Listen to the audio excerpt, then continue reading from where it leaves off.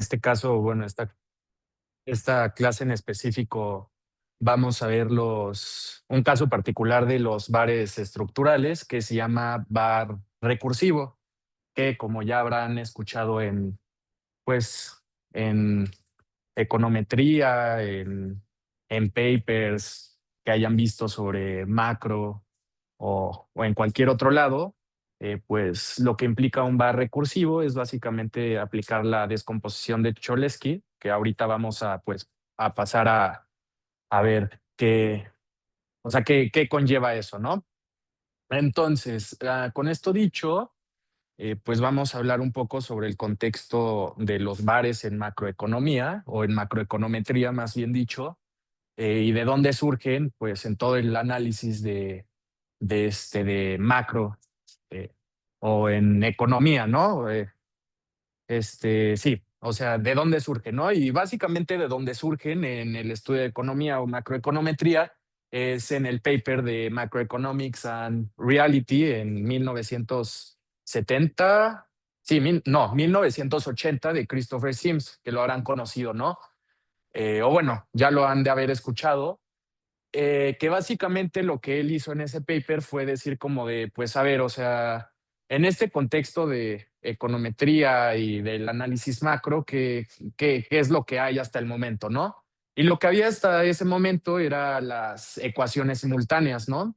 O los modelos de ecuaciones simultáneas que se ocupaban, por ejemplo, en la Coles Commission y demás, ¿no? El único tema de estos modelos era que, o bueno, es que pues se proponían básicamente n cantidad de ecuaciones y distintas pues imposiciones teóricas, eh, pues que a veces podrían llegar a ser arbitrarias, ¿no? Y entonces, derivado de esto, sale pues Sims y dice como de, ok, vamos a hacer algo. Eh, Vamos a hacer algo. Voy a proponer un modelo que pues no imponga como tenga tantas restricciones teóricas a priori. O sea, que los datos hablen por sí solos, perdón. O sea, básicamente eso es lo que quería hacer Sims, ¿no? Entonces ya propone este método, vectores autorregresivos, y entonces, derivado de esto, viene Lucas con la crítica de Lucas. Entonces, Lucas lo que dice es como de, pues o sea, lo que está pasando aquí ahora es que, pues uno, los agentes no tienen expectativas adaptativas, sino racionales, que eso es un poco como lo que surge de la crítica de Lucas, como pues gran parte de esta pues crítica que cambió todo el contexto económico. Y entonces, a partir de esto, pues sale Kindland y Prescott, proponen los modelos DSG, la inconsistencia intertemporal, bla, bla, bla, ¿no? O sea, todo lo que surge derivado de esto, ¿no?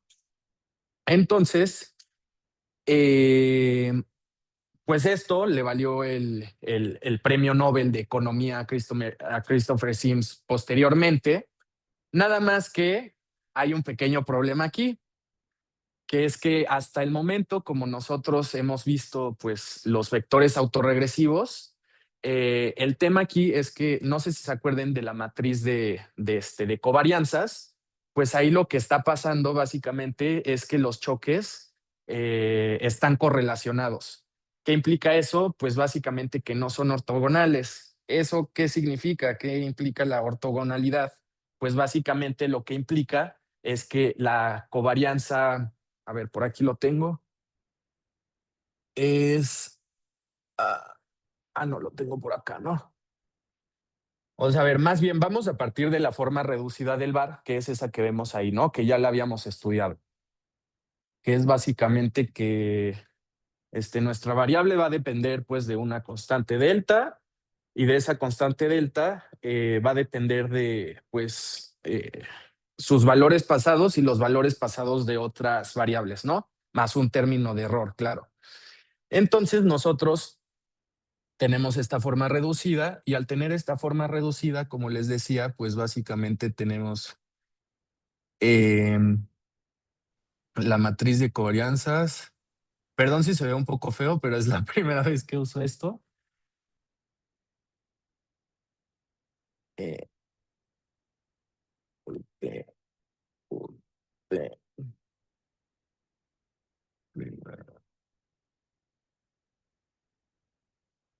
eh. Ahorita les voy explicando qué implica esto. Ay, 2 1 2 2. Entonces, con esto nosotros tenemos que, eh, si esta parte de acá de la matriz de covarianzas es distinta de cero, pues eso es lo que les decía, ¿no? Que eso que implica, pues básicamente lo que implica es, como les decía, que pues los choques están correlacionados.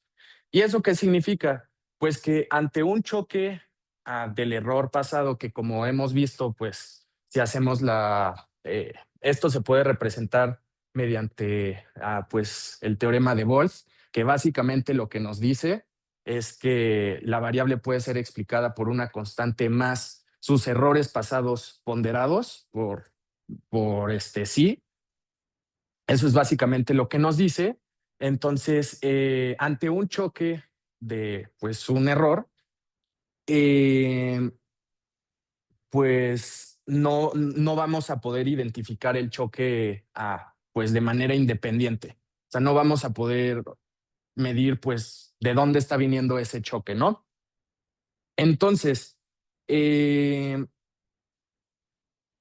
con esto, pues podemos decir que, pues más bien no se puede decir que un impulso de YT, o en este caso XT, refleja un choque permanente de la innovación en esa variable. Como les decía, no podemos identificar pues de dónde viene el choque. Por eso, literal por esto que acabo de poner aquí, que la matriz de autocovarianza, digo de varianzas, covarianzas, perdón, esto es distinto a cero, ¿no?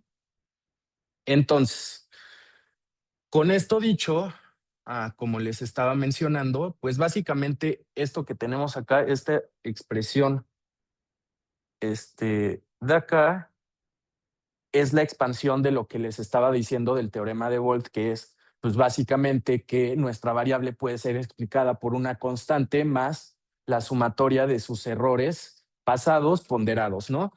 Que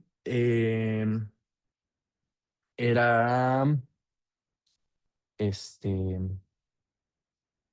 ¿qué iba a ser? Ok, sí. Tenemos esto, ¿no? Que esto es lo que les decía, ¿no? La constante más sigma desde mu igual a cero hasta infinito, sube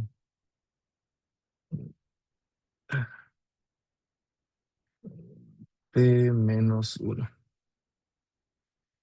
Que esta expresión de acá, pues ya se les hará conocida, ¿no? Lo vimos, pues básicamente todos los modelos de series de tiempo pueden ser representados con esto, ¿no? O sea, entonces, para sacar el análisis de impulso-respuesta, como ya vimos con el profesor Benjamín, pues pasamos nuestro VAR en forma reducida a su representación de medias móviles infinito. Eso, pues básicamente es como un caso de esta descomposición, ¿no? Que lo hacíamos. Y esto es la expansión de esto. Entonces, o sea, básicamente es la representación pues, expandida, ¿no? O sea, como su representación larga, si así lo quieren ver, ¿no?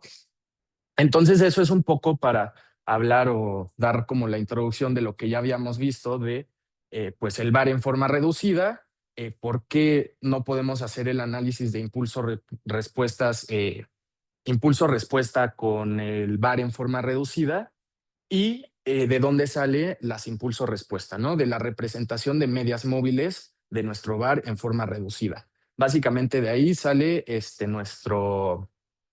nuestras impulso-respuesta. Ok, entonces, ahora con esto dicho, pues, ¿qué pasa con esto? Pues que no es suficiente tener este, el error así, ¿no? ¿Por qué? Porque como ya les había mencionado, como les mencioné anteriormente, pues no es ortogonal. Al no ser ortogonal, pues implica que pues está Sí, correlacionado, o sea, que está correlacionado, ¿no? Entonces, ¿qué podemos hacer con esto? O sea, ¿qué es lo que se les ocurre? No sé si hayan pues visto ya como la descomposición de Cholesky o hayan escuchado algo sobre eso en sus clases pues, de econometría o lo hayan visto en cualquier otra parte. No, no sé si sepan más o menos qué conlleva eso. Bueno, ok. Entonces, para entender un poco la lógica de la descomposición de Cholesky, podemos ahora sí pasar de nuestro bar en forma reducida a nuestro bar en forma estructural. ¿Eso qué significa? Pues básicamente le agregamos este término, ¿no? Que es el B0, B1, BP, bla, bla, bla, ¿no? Y como les había platicado en una de las sesiones que tuvimos, pues, ¿cuál es la maravilla o la función principal del operador rezago? Pues básicamente es esto, que podemos simplificar un poco el análisis o cómo vemos la interpretación, ¿no? De nuestra ecuación. O sea, en vez de tener un chorizote así, si tenemos un bar de orden 5, pues no vamos a poner B1 por YT menos 5 y así, ¿no? Entonces el operador rezago pues nos funciona un poco con esto y esto es lo que se le conoce, como ya habíamos visto, pues el polinomio autorregresivo en rezagos, ¿no? Entonces, ahora con esto, eh, lo que podemos hacer es que, como bien les decía, pues no es suficiente contener esto de acá, ¿no? Que es UT, sino que nosotros lo que podemos hacer es expresarlo como este x en t igual a una constante 0 más 0 w t más, para ahorrarnos uno, ay, pongámoslo así, uno de menos uno. Y así o sea, y así continuamos este proceso, ¿no? Entonces, ¿qué implica esto? Y aquí es algo, pues, de lo más importante, que es, pues, lo que quiero que recuperemos de acá, es a qué es igual WT. WT lo podemos descomponer como esto.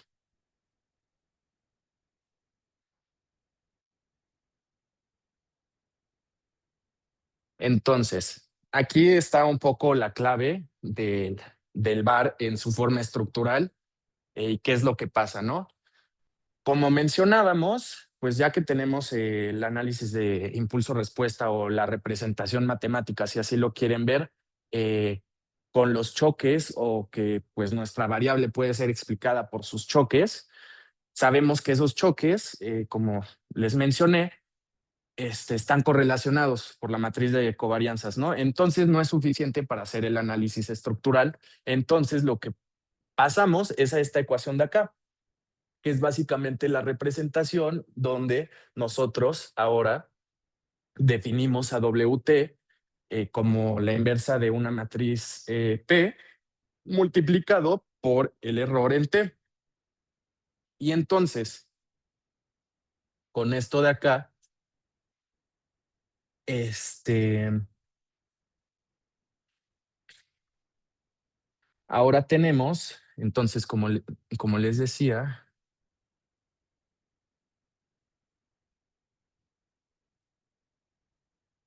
ok, aquí tenemos esto, ¿no? Denme un segundo.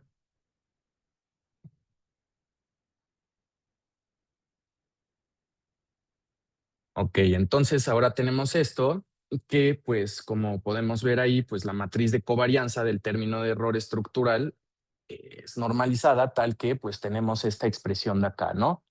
Entonces, con esto, eh, con esto definido,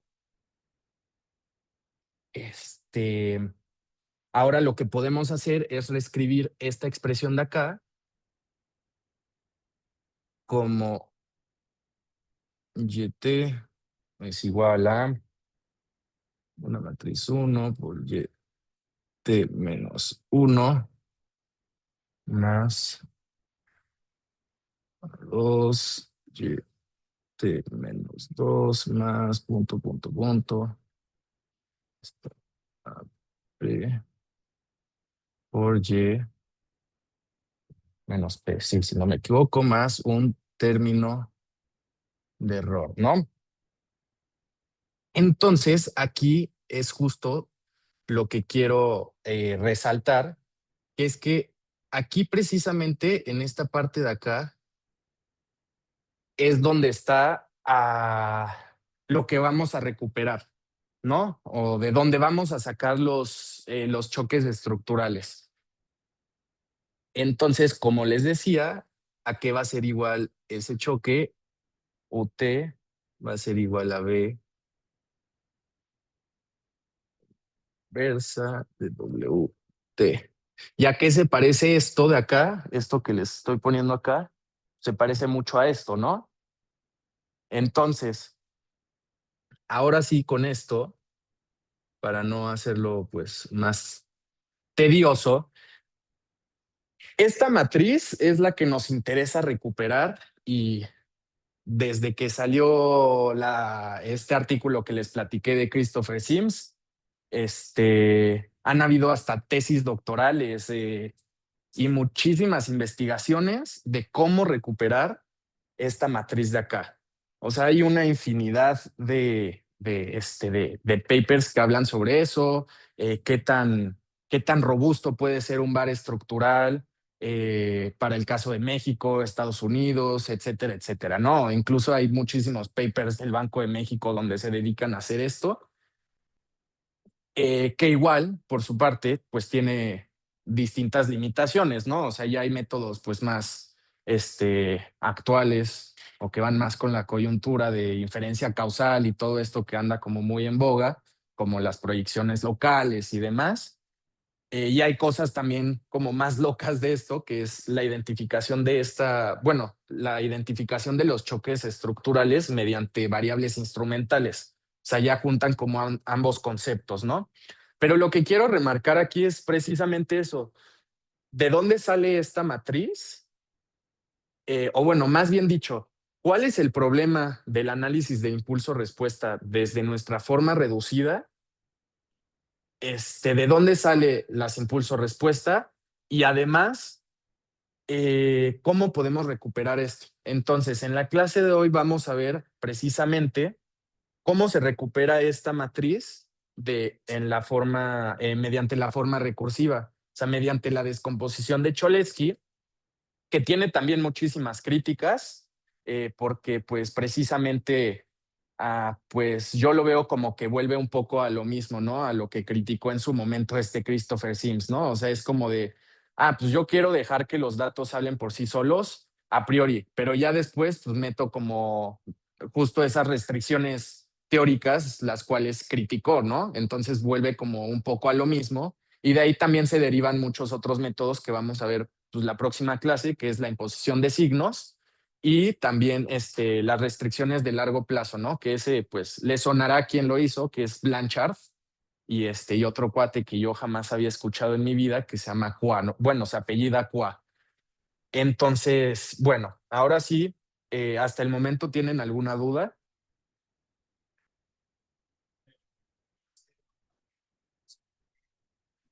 ¿Podrías de nuevo repetir el nombre del autor que hace la crítica? Bueno, del que mencionas. A ver, espérame, Chomsky, ¿no? Es que a ver, no escuché bien. ok, a ver, espérame si quieres, ahorita te contesto a ti, no vi quién está hablando en línea, pero ahorita contesto esa. Ya, perdón, Víctor. Que cuando sabemos que es necesario identificar, pues básicamente siempre se tiene que identificar. O sea, sí, o sea, siempre se tiene que identificar, es lo que yo he visto, que siempre se necesita identificar. O sea, vamos a ver que, pues tampoco, o sea, en el código va a quedar mucho más claro qué es lo que se hace, Pero sí, o sea, siempre se tiene que identificar porque como vimos, pues siempre nosotros partimos del var en forma reducida. Entonces, al tener ese var en forma reducida, cuando sacamos la matriz de covarianzas, pues los choques están correlacionados. Entonces, lo que estamos haciendo es imponer justo ciertas restricciones para que no, para que podamos identificar precisamente de dónde viene el choque específicamente, ¿no? O sea, de qué punto. No sé si contesté la pregunta.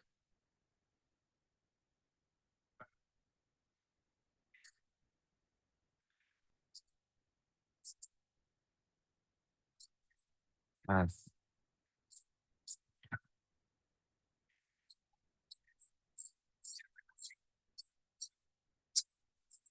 ujú.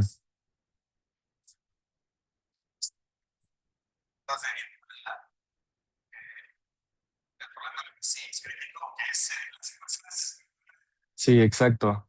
Sí, o sea, pues sí, justamente lo que dice el profe. ¿Quedó claro? Sí. Ah, ok. Sí, te digo, o sea, ahorita que veamos pues, el código, vamos a ver pues mucho más fácil esto, porque sé que muchas veces es un poco pues tedioso verlo de esta manera, ¿no?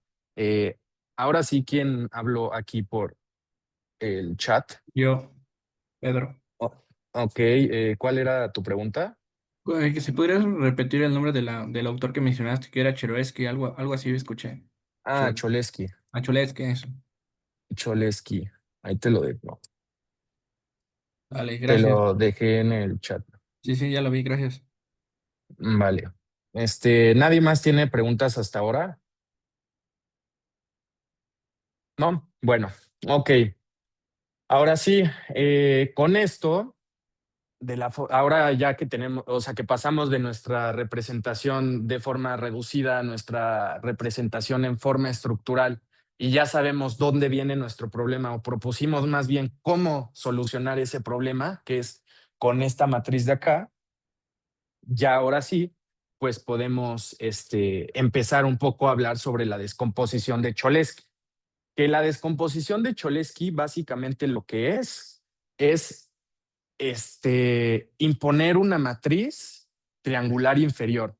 ¿Qué significa eso? Este, pues aquí está precisamente. Pues aquí está. Es básicamente esto de acá. Sin poner una matriz de ese tipo. Ahorita vamos a ver qué es lo que implica imponer esta matriz de este tipo, pero primero vamos a ver, pues, de dónde sale un poco, ¿no? Entonces, como habíamos mencionado, de dónde sale este justo a nuestra forma estructural, pues ahora no basta nada más con tener, pues, o más bien, no basta únicamente con hacer que nuestros choques o nuestra matriz, más bien dicho, nuestra matriz de covarianzas no esté correlacionada. O sea, no basta con eso, porque ahora sí lo que tenemos es un problema, pues, oye, pues, a ver, o sea, yo no pienso que, no sé, suponiendo y poniendo como el caso más básico en economía, ¿no? O sea, yo no creo que,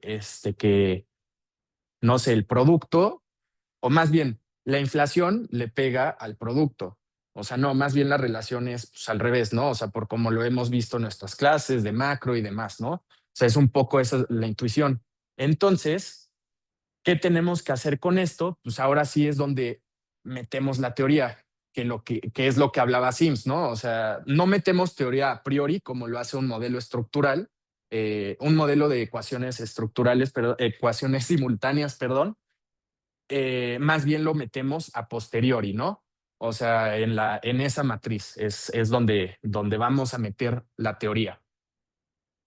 Entonces, mucho se habla y lo verán en papers cuando lean ese tipo de papers, donde hacen varios estructurales, y lo hacen, o bueno, identifican los choques, o identifican esos choques, mediante la descomposición de Cholesky o mediante, más bien dicho, el bar recursivo. Lo que hacen es acomodar las variables. O sea, por eso muchas veces yo, por ejemplo, no entendía, ¿no? Como de, oye, pero ¿por qué se ordenan las variables, no? Es justamente por eso. O sea, tú no dices o no tiene sentido, bajo el supuesto de que México es una economía pequeña y abierta, no tiene sentido decir que nuestra economía, pues, bajo ese supuesto, impacta a las variables macro de Estados Unidos, ¿no? O sea, no tiene sentido decir que nuestra tasa de interés influye en la tasa de la Fed, ¿no? O sea, más bien es, o sea, la relación más bien es al revés, ¿no? O sea, su tasa de interés puede que impacte la nuestra, ¿no? Entonces es ahí donde se hace el ordenamiento de las variables.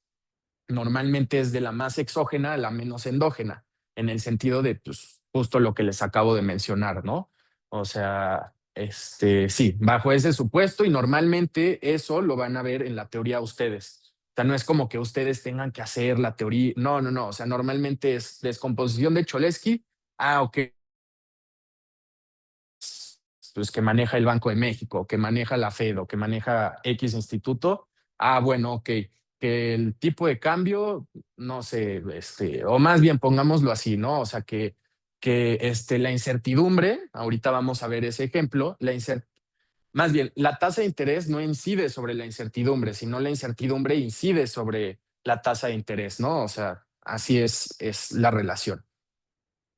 Pero bueno, ahora, con esto dicho, para construir esta parte, pues, o imponer justo la parte teórica del modelo, pasamos a esta representación.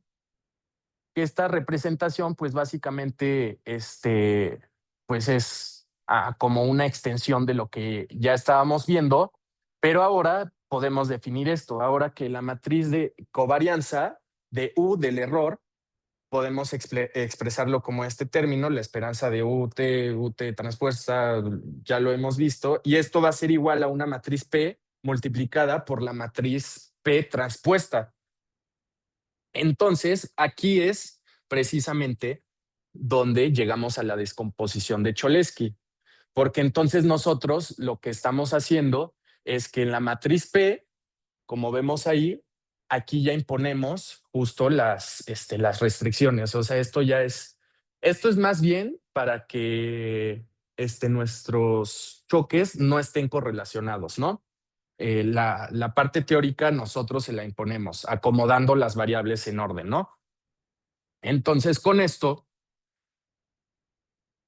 como les decía, proponemos una matriz triangular inferior, que básicamente es esto. Si recuerdan sus clases de álgebra lineal, pues básicamente tiene esta forma. Y entonces, ahora, si pues recordamos el modelo estructural eh, o la representación estructural, pues están relacionados por UT, o bueno, el error U es igual a a la matriz B sub cero, la matriz inversa de B sub cero multiplicado por el error W. Y entonces, con esto ya podemos recuperar los choques estructurales.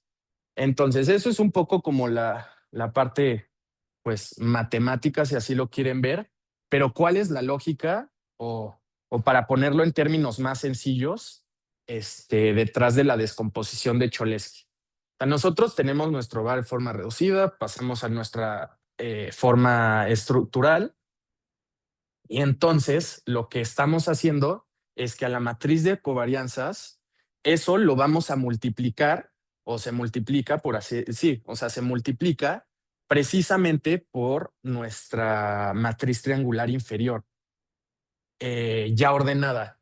Entonces, nosotros con eso, pues prácticamente lo que estamos diciendo es, lo voy a poner por acá. Ay, o sea, entonces supongamos que tenemos una matriz así, ¿no? Segundo, 0, 3, 7, 8,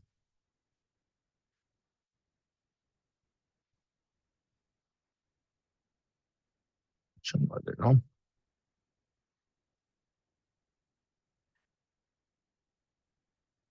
Entonces tendríamos un resultado, pues, algo así, ¿no? sea que básicamente, como les estaba mencionando, lo que nos está diciendo es que supongamos entonces que esta parte de acá es el producto, esta parte de acá es la inflación y esta es la tasa de interés, ¿no? O sea, ignoremos un poco los signos ahorita, pero ¿qué estamos diciendo? Que un choque del producto va a tener un impacto nada más sobre sí mismo, ¿no? O sea, no va a tener como un impacto sobre la inflación. Entonces, ¿qué estamos diciendo con la inflación? Entonces, que va a reaccionar al producto, no sé, se me ocurre, ¿no? O sea, hay un choque en la demanda agregada porque aumentó el consumo, entonces, ¿qué pasa con eso? Pues está aumentando el producto y al aumentar el producto, pues hay un mayor empleo y entonces al mayor empleo, pues los trabajadores van a exigir un mayor salario y entonces, suponiendo que pues, ese mayor salario se puede traducir en una mayor inflación, que en el caso de México eso no pasa, este pues va a aumentar la inflación, ¿no? O sea, ese es un poco como el mecanismo que tendrían que tener en mente cuando hacen esto, ¿no? O sea, cómo es el mecanismo detrás de esto? Y entonces, ante un aumento de la inflación, ¿qué va a pasar? Ah, bueno, pues la tasa de interés, en este caso el Banco Central, pues va a reaccionar aumentando la tasa de interés, ¿no? O sea, ¿por qué va a pasar eso? Pues porque hay mayores presiones inflacionarias, ¿no? Y ese, pues bajo el supuesto de que el Banco Central tiene como objetivo metas de inflación, pues eso es un poco el mecanismo que pasaría, ¿no? Entonces, esto es como la virtud principal de los bares en forma estructural, ¿no? Este se llama bar de forma recursiva, es estructural, pero es un caso especial de los bares estructurales, ¿no? ¿Por qué? Porque se estima o bueno, sí, o sea, como tú haces la descomposición o la identificación de las innovaciones, así se llaman, innovaciones estructurales, este, es de manera recursiva. O sea, es por eso que se llama bar recursivo. Entonces, cuando hablen de bares recursivos, ustedes van a estar hablando o el método que se ocupó para identificar los choques no correlacionados va a ser mediante la descomposición de Cholesky. Eso es cuando se habla de un bar recursivo.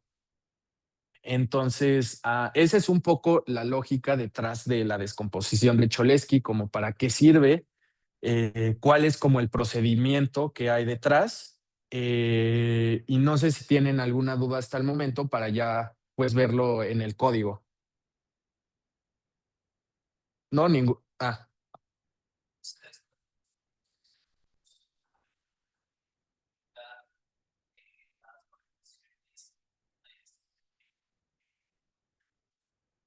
Mm,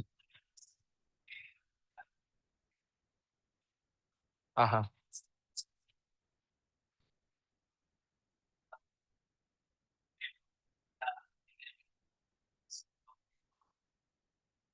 Ok. La idea original detrás de esto o detrás de por qué queremos identificar los choques estructurales, pues es básicamente que, como mencionaba, pues por construcción nuestro modelo, pues tenemos nuestra media, nuestra matriz de covarianzas, etcétera. Como mencionaba, nosotros siempre vamos a partir del bar en forma reducida, así se llama, o sea, graben bien eso. Partimos de nuestro bar en forma reducida. ¿Cuál es el problema del bar en forma reducida? Que la matriz de covarianzas, pues las covarianzas están correlacionadas. Ese es el tema principal ahí. Entonces, nosotros no podemos identificar las innovaciones contemporáneas, así se llama. ¿Qué son las innovaciones contemporáneas? Pues básicamente es cómo le pega un choque particular, sí, es un choque como único de esto a X variable. O sea, no, o sea, porque supongo que aquí tienes también un 9, ¿no? Entonces no sabríamos pues, cómo es la relación, ¿sabes? O sea, no sabemos pues, de dónde viene el impacto. O sea, puede ser que estemos midiendo incluso hasta de manera doble el choque, ¿no? Por ejemplo. Entonces, ¿cómo resolvemos eso? Bueno, hay diferentes métodos. Nosotros queremos, o bueno, podemos descomponer la matriz de covarianzas como la multiplicación entre una matriz B, eh, entre la matriz inversa de B sub cero multiplicado por el error. Entonces, nosotros lo que nos interesa es recuperar justo esa matriz que hace que nuestros choques no estén correlacionados. ¿Me voy explicando? Entonces, esa es un poco la lógica, o más bien es la lógica detrás de eso. Pero entonces, como les estaba mencionando, no es suficiente con que los choques no estén correlacionados, porque ahora tenemos un nuevo problema. No vamos a decir que entonces, pues la tasa, que el producto reacciona a la tasa de interés, sino que la tasa de interés reacciona al producto, ¿no? Al choque de este. Entonces, ¿qué es lo que hacemos ahí? Ahora sí imponemos la teoría o lo que nos dice la teoría, ¿no? Ah, bueno, por ejemplo, lo que les mencionaba, lo que se usa en la literatura casi siempre es el supuesto de que México es una economía pequeña y abierta. ¿Qué implica eso? Que las variables externas sí influyen sobre las nuestras, pero las nuestras no influyen sobre las externas. Es básicamente esa es la idea, ¿no? ¿Cómo resolvemos eso? Ah, bueno, ordenamos las variables. Literal las ordenan así, o sea, yo también, o sea, yo me acuerdo que cuando aprendí esto de ordenarlas, yo decía, ¿cómo así de simple es? O sea, tengo que ordenar las variables así literal, como yo lo pienso. Y sí, o sea, literal es como ustedes lo piensan, ustedes ordenan las variables, ¿no? O sea, ponen primero el producto, después la inflación y después la tasa de interés en su modelo. Ahorita lo vamos a ver en el código, ¿no? O sea, porque si no cambia completamente todo. Entonces, eso es un poco lo que soluciona los bares estructurales, recuperar los choques o las innovaciones contemporáneas. Pero como bien decía el profesor Benjamín, o sea, es dependiendo lo que queramos hacer. Por ejemplo, si queremos un bar para pronosticar, pues no nos sirve de nada hacer esta identificación de los choques estructurales, ¿no? O sea, es dependiendo mucho de cuál sea el objetivo de su bar. Entonces, si no hay más dudas, ya podemos pasar a la parte del código. ¿Todo bien? Ok, vale. Entonces, ahora vamos a pasar eh, al código,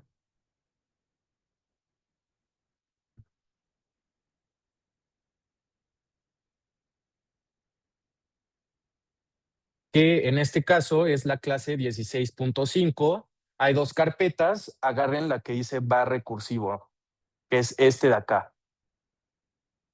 Entonces, descárguenlo y ya para pasar, pues precisamente, este,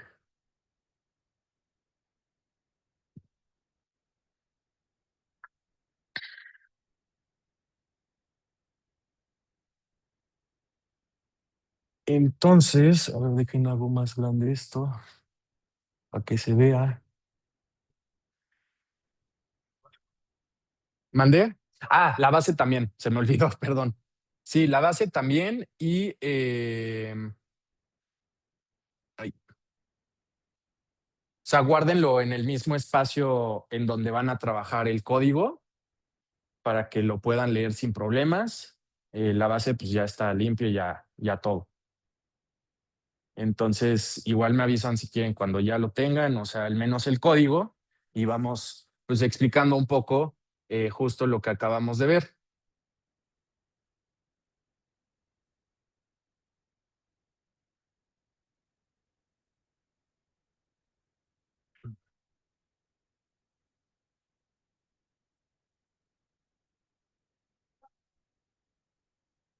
¿Listos?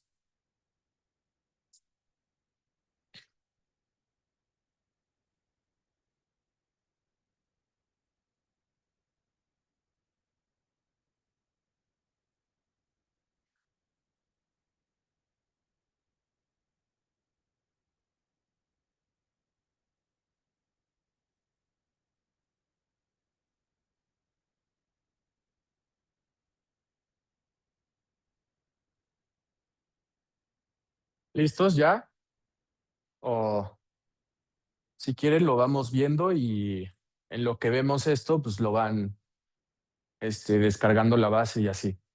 Pero bueno, en esta primera parte, pues nada más lo que estamos haciendo es, pues vamos a setear el working, este, el, el directorio y vamos a ocupar pues nuestras librerías, ¿no? Que les recomiendo mucho esta librería de acá, Pacman, que lo que hace es se ahorran el tiempo de estar instalando las librerías, entonces ya prácticamente lo que hace esta función es que si ustedes no tienen descargada una de estas librerías, se instala y la llama el código, ¿no? Y pues después acá nada más lo que hacemos es leer los datos, ¿no? Ya tenemos los datos. Ahora procedemos a hacer un ajuste estacional, ya lo vimos. Esto es pues con el X13, la metodología X13. Ya lo vimos en la clase, pero pues podemos ver. Ok, importante aquí lo que queremos hacer con este bar. Lo que queremos hacer en este bar, que fue precisamente lo que nosotros hicimos en el reto, fue que nosotros queríamos medir el impacto de la incertidumbre sobre la demanda agregada o bueno, los componentes de la demanda agregada, es decir, consumo e inversión.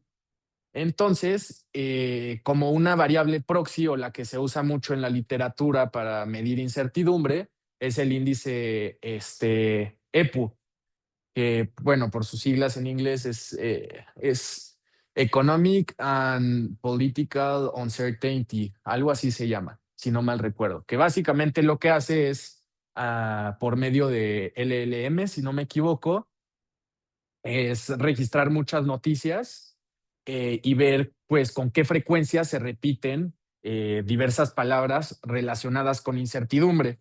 O sea, por ejemplo, no sé, o sea, ahorita con lo de Trump, ¿no? O sea, ¿cuántas veces se repite o la frecuencia con la que se repite aranceles? O, por ejemplo, no sé, migración, ahorita que igual estuvo muy que va mucho con la coyuntura, ¿no? Entonces, básicamente eso es lo que queríamos hacer con este modelo que hicimos acá, que fue uno de los recuadros. Y entonces, pues podemos pasar, como les decía, a calcular o bueno, sacar el índice con el ajuste estacional, que pues aquí podemos ver, ¿no? Un poco de lo que ya habíamos hecho. El índice sin el ajuste estacional pues es la serie en azul y la serie ajustada estacionalmente con la metodología X13 es la roja, ¿no? Esa es para la variable del consumo y esta es para la variable de la inversión, ¿no? Aquí se ve un poco. Después aquí seleccionamos los datos que queremos y después, como habíamos dicho, como habíamos visto ya con los bares y en las series de tiempo, nosotros necesitamos que nuestras variables sean estacionarias. ¿Ok? ¿Qué significa eso? Que giren alrededor de una media, o más bien dicho, que independientemente del periodo de tiempo que nosotros tomemos de nuestra serie de tiempo, la media y la varianza van a ser las mismas, es decir, constantes, ¿no? Entonces, eso es lo que hacemos un poco aquí, que es hacer precisamente las variables en diferencias logarítmicas o una aproximación de esto, que es la diferencia entre el logaritmo en xt menos el logaritmo en xt menos 12. Eso es aproximadamente una tasa de crecimiento. Si lo habrán visto, por ejemplo, en sus clases de macroeconomía, esto se ocupa mucho, o incluso en microeconomía, ¿no? Con funciones de producción y demás, ¿no? Sobre todo también en modelos de crecimiento, si lo han visto. Entonces, pues bueno, o sea, aquí es un poco lo que hacemos. Aquí vemos cómo ya es, pues algo estacionario, tiene ciertos choques aquí, por ejemplo, pues precisamente 2020, con el consumo, ¿no? O sea, con el COVID, pues cayó bastante el consumo y pues después una recuperación pues natural, ¿no? Después de este choque del COVID y pues también con la inversión, ¿no? O sea, ya podemos ver que pues aproximadamente gira alrededor de una media. Entonces, nosotros ya podemos hacer con esto nuestras pruebas Dickey-Fuller, ¿no? Aumentadas, que ya lo habíamos visto igual con el profe, que es para saber básicamente si nuestra serie es estacionaria y podemos continuar con este proceso, ¿no? Porque si no, vamos a tener muchos temas porque estamos rompiendo con uno de los dos supuestos principales de las series de tiempo, que es estacionariedad en este caso y la otra, como vimos, la ergodicidad. Entonces, si hacemos las pruebas Dickey-Fuller, pues podemos ver que prácticamente todas son estacionarias, ¿no? Incluso al punto 99%, ¿no? O bueno, con 99% de confianza. Entonces, ahora ya que nos aseguramos que nuestras variables son estacionarias, pues ahora sí pasamos con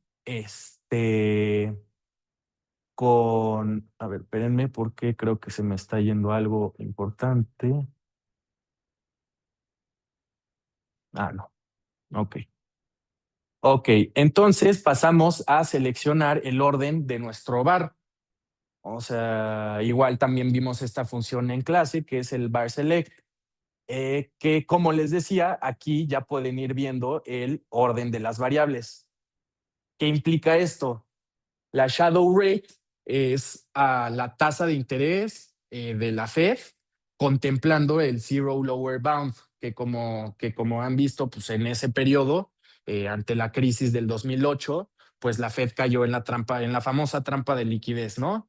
Tasa de interés nominal casi en cero, o sea, bueno, prácticamente en cero, o sea, estaba en punto 25 en intervalo superior, y pues después tuvieron que implementar distintas medidas, ¿no? No convencionales de política monetaria y demás, ¿no? O sea, pueden leer sobre eso. Que básicamente eso es lo que hace la shadow rate, o sea, contemplar ese periodo de la trampa de liquidez. Después la incertidumbre, después el tipo de cambio, después el IGAE como proxy del producto, después el consumo y después los CETES como la proxy de tasa de referencia, ¿no?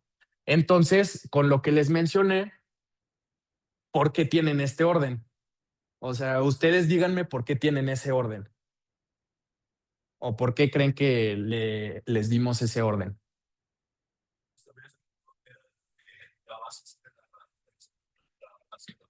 Ajá, sí, exacto. Ajá, ajá.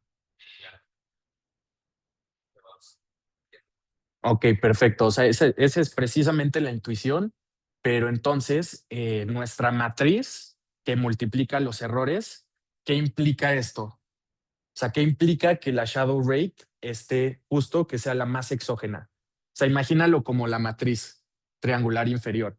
O sea, tienes ceros arriba y tienes tus variables acomodadas en ese orden. ¿Qué es lo que está implicando?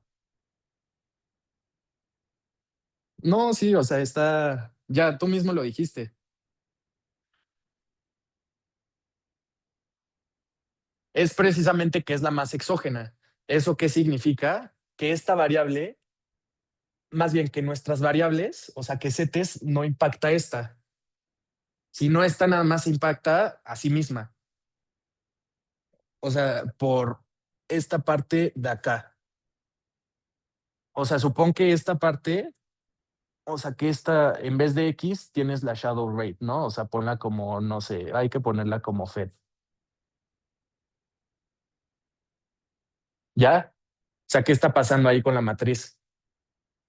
Es nada más uno. O sea, nada más se impacta a sí misma. O sea, no impacta a otra, más bien no se ve como impactada por otras variables. O sea, no se ve impactada por CETES, por ejemplo. Ahí ya es donde, o sea, no sé si así ya queda más claro justo la intuición de la descomposición de Cholesky. Sí, o sea, hasta el momento, sí me expliqué bien. Ok, va, perfecto. Ay, ¿qué hice? Ay, no, siempre me pasa esto. ¿Sabe? Con los cuatro dedos. Ah, ya. Ay, no, siempre me pasa eso. y no sé cómo salir. Bueno, ok. Como les decía, eso es lo que implica el orden de las variables. Eso es precisamente lo que quería dejar como claro, ¿no? O sea, porque a mí lo que me pasaba es que o sea, cuando leía algún paper, pues me espantaba, ¿no? No sabía lo que estaba leyendo, ¿no? Como, no, pues, ¿qué es esto? O sea, ¿por qué me ponen matrices y qué es la matriz sigma sub U? ¿De qué me están hablando? Esa es la lógica. O sea, nada más es como, o sea, véanlo como que son, están pues sí, formalizando lo que están haciendo, porque ¿qué tiene de divertido hacer un paper y nada más poner como la teoría, tus impulsos respuesta y ya, ¿no? O sea, pues no, o sea, también tienes que darle como seriedad al paper, o sea, decir como de estoy haciendo esto, de aquí sale. O sea, tampoco te vas a poner a hacer la descomposición de Wolf, ¿verdad? Pero, o sea, sí un poco como de dónde están viniendo las cosas o cuál es el método que ocupaste para identificar esas innovaciones estructurales. Entonces, ok, ya que quedó un poco más claro eso, procedemos a seleccionar los rezagos, que pues aquí, como podemos ver, nos da dos, ¿no? Que esto es bien importante también. ¿Ustedes cuál elegirían o sea, de los rezagos? El acaique. ¿Por qué el acaique?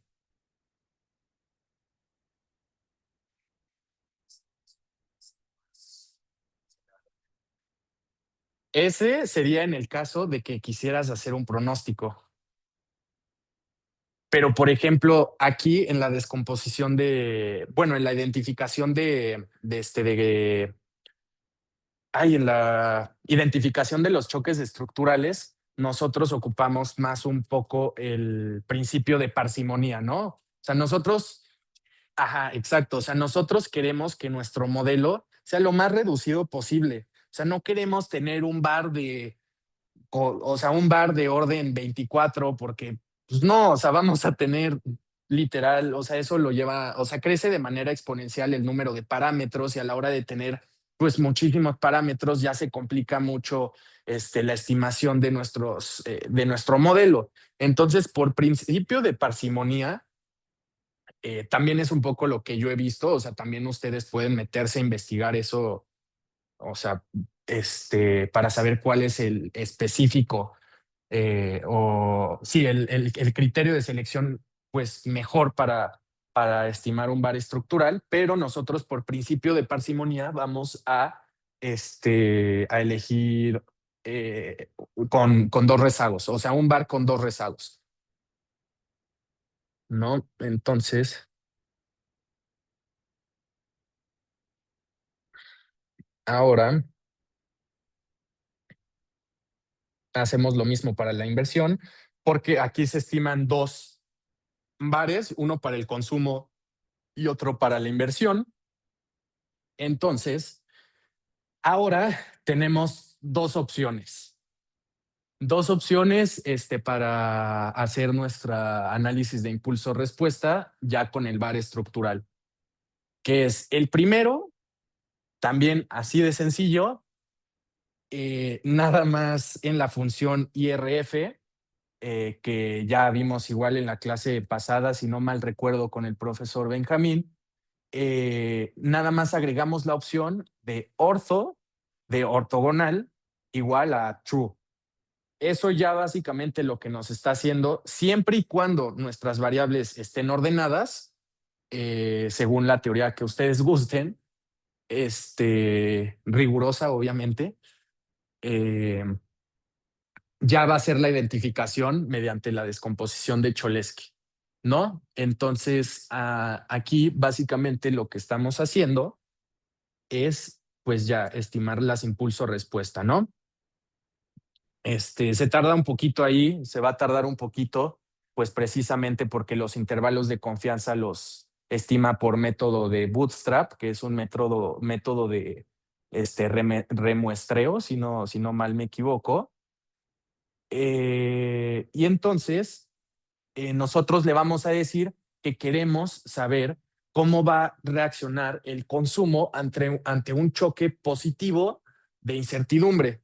Un choque positivo, y esto es importante que lo sepan y dejarlo bastante claro, Los choques, cuando nosotros hablamos de choques en el análisis de impulso-respuesta, nosotros estamos hablando de choques en desviaciones estándar, ¿ok? O sea, eso es bastante importante mencionarlo.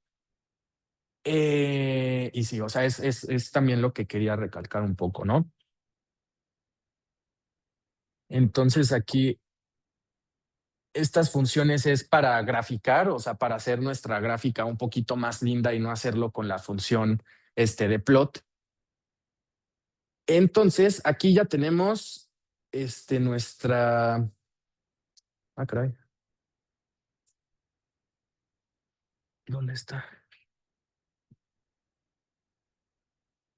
Ah, aquí está. Ok, entonces aquí ya tenemos nuestro primer choque. O sea, si se ve azulito, pues es justo porque era, bueno, fue nuestro recuadro. Entonces, ¿quién me quiere, o sea, dar como la explicación de, o sea, qué está pasando aquí?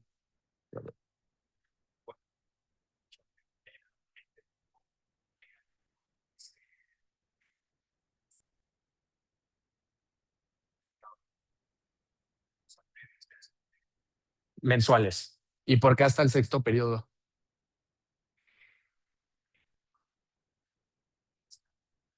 Sí, perfecto. O sea, que es también lo que nos estaba platicando el profe la clase pasada, ¿no? O sea, si nuestra banda, nuestro intervalo de confianza toca el cero, prácticamente lo que estamos diciendo es que de todas las posibilidades que hay, una de ellas es que el efecto sea cero.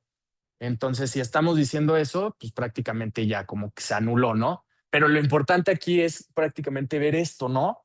O sea, que el consumo, la demanda agregada, responde con un rezago, bueno, no, ni siquiera rezago, ¿no? Bueno, no, sí podríamos decir que rezago, con un rezago de un periodo, ¿no? O sea, incluso, o sea, que la inversión, digo, el consumo ante un choque positivo de incertidumbre, es decir, supongamos que Trump mañana se vuelve loco como de costumbre y dice, ok, pues les voy a México y a toda América Latina les voy a imponer un impuesto, un arancel, perdón, sobre, no sé, sobre la industria automovilística, ¿no? O sea, por ejemplo, en México, que es bastante importante, ¿no? Entonces, ¿eso qué va a generar? O sea, mientras no se consolide ese arancel, lo que va a pasar es que va a generar incertidumbre. Entonces, como vimos, nuestro índice de incertidumbre lo que está midiendo es la frecuencia con la que se mencionan, o sea, pues sí, la incertidumbre, ¿no? Relacionada con aranceles, con lo que tenga que ver, ¿no? Entonces, como no se ha consolidado eso y nada más estamos metiendo como incertidumbre como proxy, porque es una variable también no observable, no es tangible la incertidumbre como por ejemplo el PIB, va a disminuir el consumo agregado. Entonces, ¿cuál es un poco la narrativa aquí?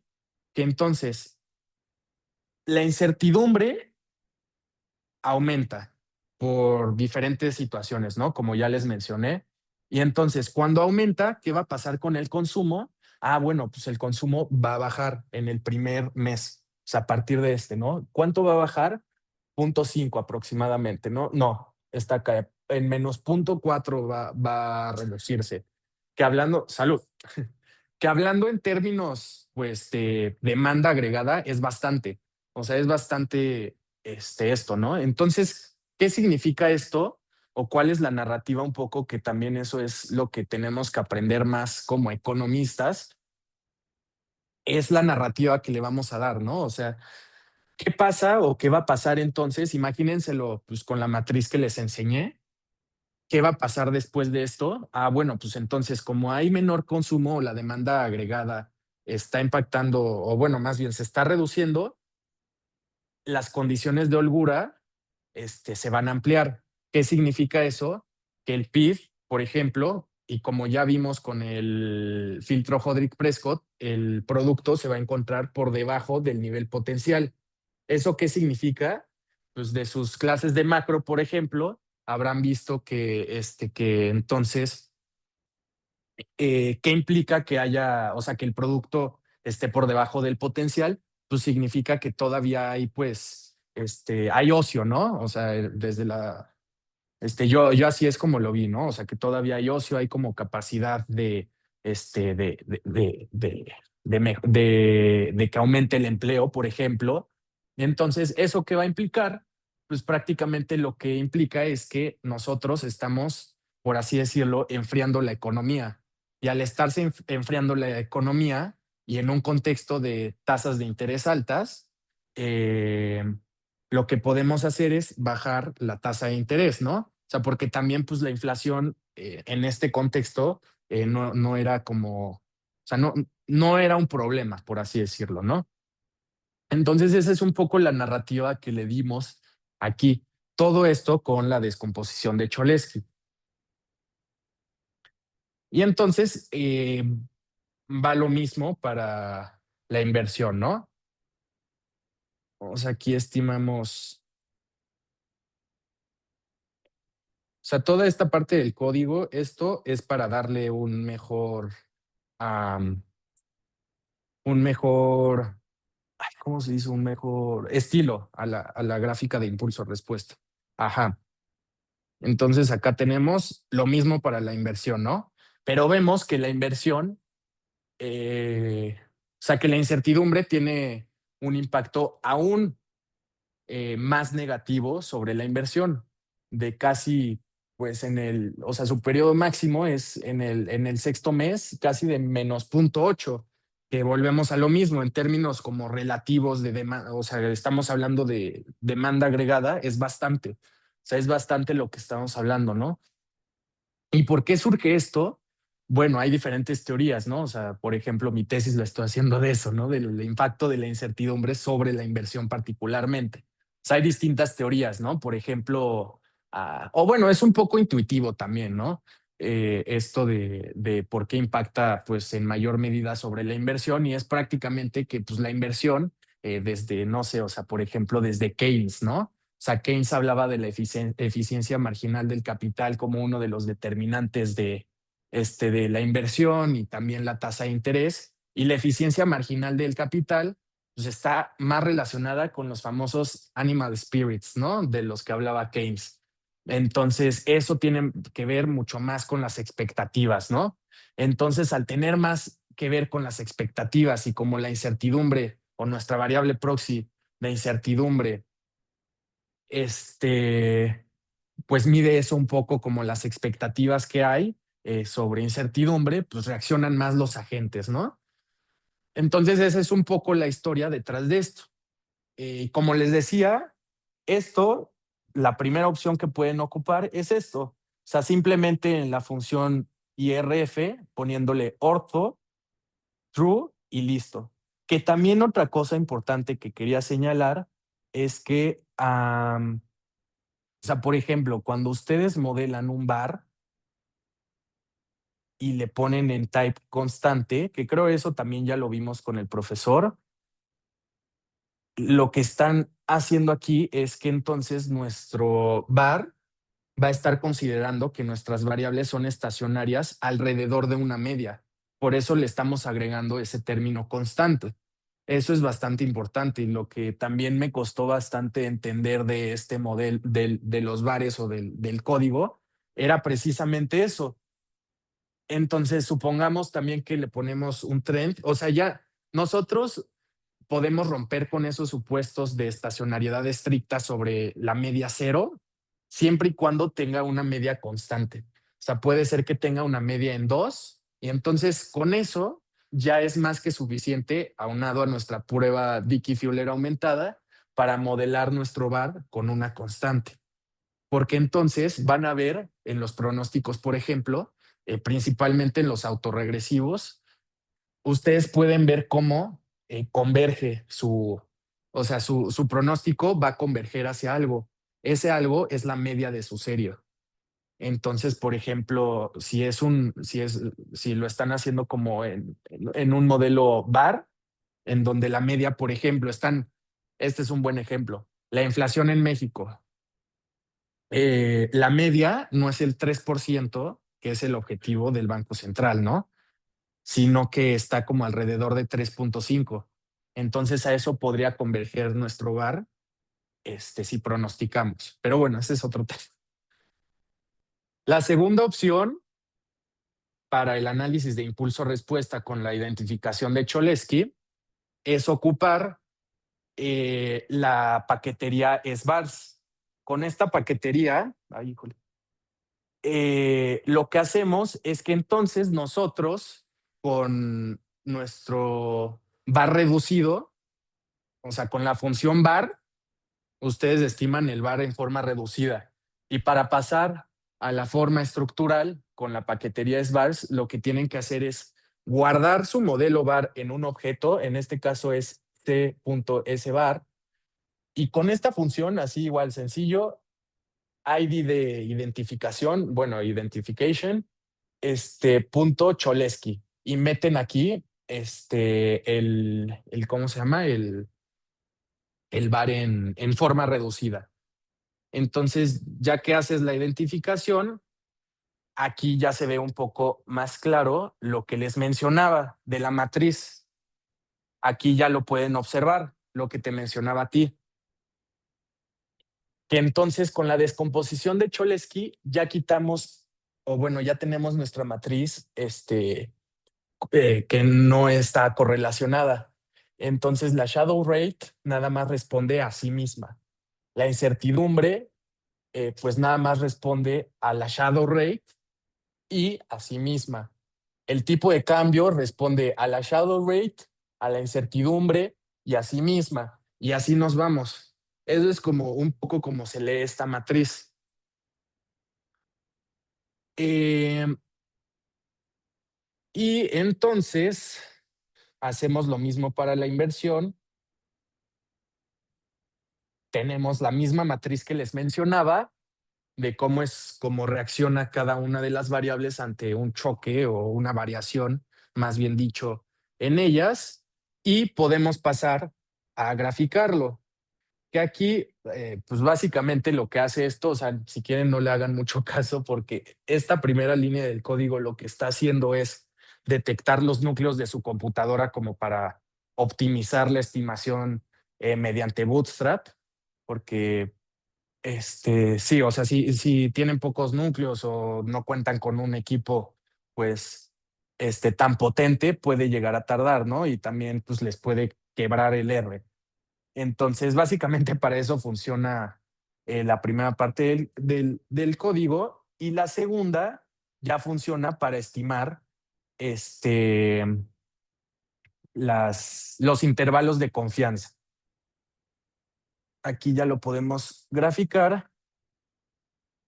Lo único es que aquí no he encontrado cómo recuperar todo, pero nos sale así, o sea, ya no sale todo. O sea, absolutamente todos los choques de todo. Entonces, la que nos interesa era incertidumbre sobre consumo, ¿verdad? Sí, aquí está.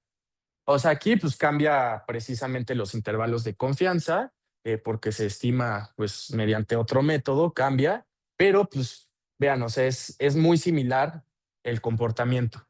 Y como ven, esa es una cosa también importante del análisis de impulso-respuesta. Ustedes se van a dar cuenta que sus impulso-respuesta están bien hechas cuando converge hacia cero. O sea, eso significa que está volviendo pues a su media. O sea, eso es lo que nos está diciendo que esté convergiendo, ¿no? Y así se pueden dar cuenta que sus impulsos respuesta están bien hechas. Y por último, ahora tenemos la parte de inversión,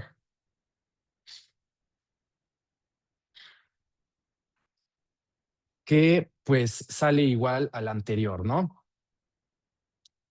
Ah, caray, ¿y ahora? Ah, ok, aquí está. Ya tenemos las impulsos respuesta, ¿no? Entonces es esta de acá. Esta de acá, que vemos acá, la que está señalada con el, con el mouse, podemos ver que también es muy similar a lo que obtuvimos con la otra. Lo único que puede variar son los intervalos de confianza. O sea, ahí también es pues su criterio, o sea, lo que ustedes quieran. O sea, si quieren ver, por ejemplo, no sé, o sea, otro tipo de modelo donde quieren ver absolutamente todos los choques, pues les podría convenir mucho más esto. Si quieren ver un choque en particular y diseñarlo un poco más bonito y demás, pueden ocupar la otra. Y también, como tema extra, un poco a lo que les quería enseñar que pues bien aquí y yo me costó como encontrar la razón de por qué salí así, es aquí debe de estar. Ok, aquí. Es un poco el mismo ejercicio, pero con el producto, la inflación y la tasa de interés. Ese es el ejercicio, ¿no? Entonces, en su análisis impulso-respuesta, ¿qué es lo que ven raro aquí? Además de que no converge, es un poco más teórico, o sea, como de cómo reacciona una variable con otra.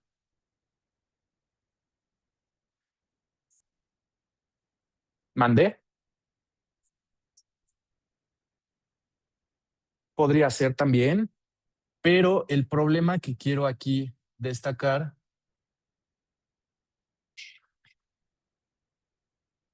es este de acá, ¿no? O sea, nosotros lo que esperaríamos ante un aumento de la tasa de interés es que la inflación baje, ¿cierto?